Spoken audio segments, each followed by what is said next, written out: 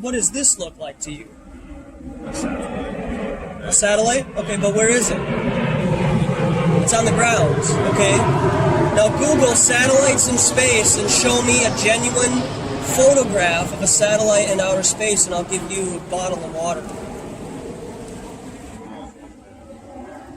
I'll give you a bottle of water anyways. I'm just saying, like, all of your satellites... What? Satellite in space.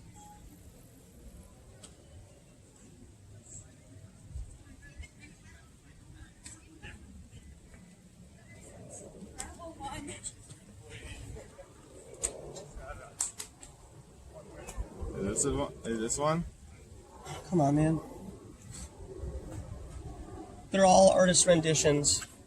Okay. They're all composites created on a computer. I've looked. Same thing with your images of Earth from space, too. Yeah. All of your Google images of Earth from space are all composites. Yeah. And they're admitted to be by a man named Bob Simmons and Matt Powerland, who formerly worked for NASA.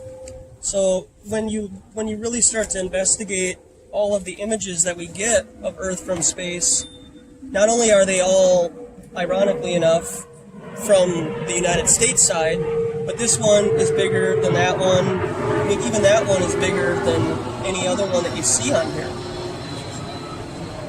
So what they're doing is they're scanning a flat plane with a high altitude balloon or airplane, 65,000 feet up, and then they composite them into and paint them onto a circle. And then that's what they display to everybody, here. And so... Got another question for you. There's your flight paths on a flat Earth. So when you look at your flight paths... So are you saying that in the flat Earth it's like I know you kind of answered it, but is it like this, like a circle, or could it just be like flat like this? The consensus, well, it's not floating in outer space. It's firm and stationary. There's no movement. So there's no mechanical device that has ever been created to show a spin of the Earth or movement of the Earth separate from the ether. So it's like, how high do you have to be to see the Earth separate from our environment to spin on its own? That's never been documented on a 48-hour film from outer space. So the consensus would be that there's an ice wall surrounding, because water has to be contained. But I still think that that's a prison projection for your mind. So it still doesn't allow you to think in infinite. If that makes sense. So I just think that it goes on infinite. If I went from here, like straight this way, and I kept going, like something. No. Again, you would reach the shoreline.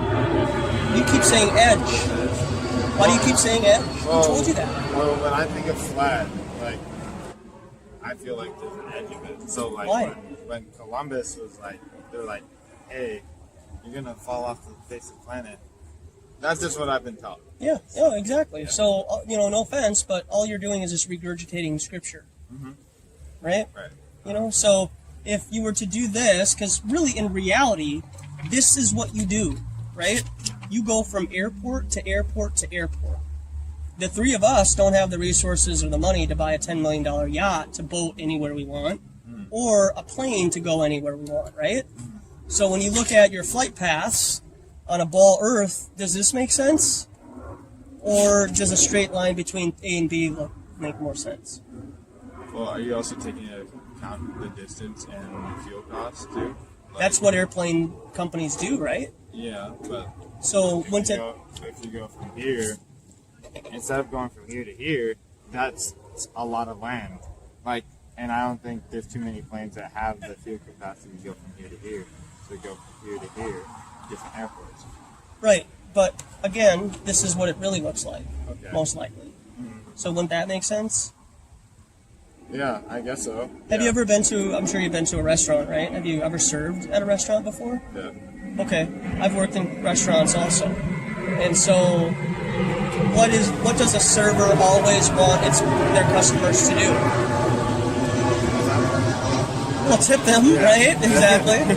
But you want to be really nice to them and cordially try to get them to get out of their table so that you can turn it, right? Yeah. You don't want them there any more than 45 minutes, right? So you want to have that table turned so you can get another group of people at that table, right?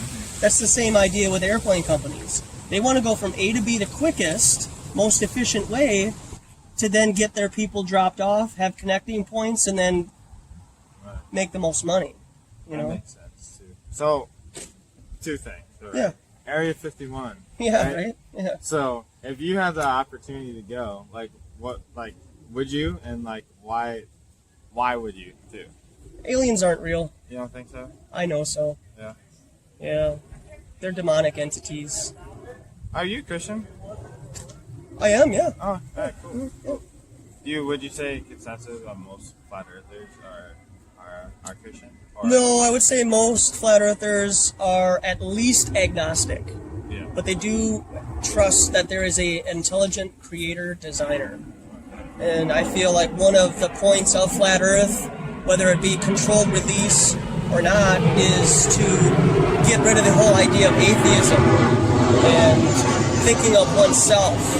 What flat earth has really done that I've observed being in it has formed a community, and it really changes your mindset of how you treat people around you.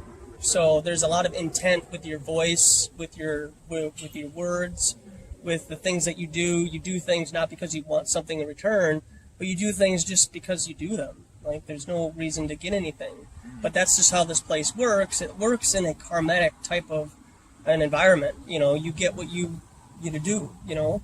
You get what you deserve type of deal. So if you're always, richer to everybody, then people are going to be a dick to you, right? Mm-hmm. So I just try to go about my business in more of a neutral to positive, because this place will always drag you down, right? Mm-hmm. So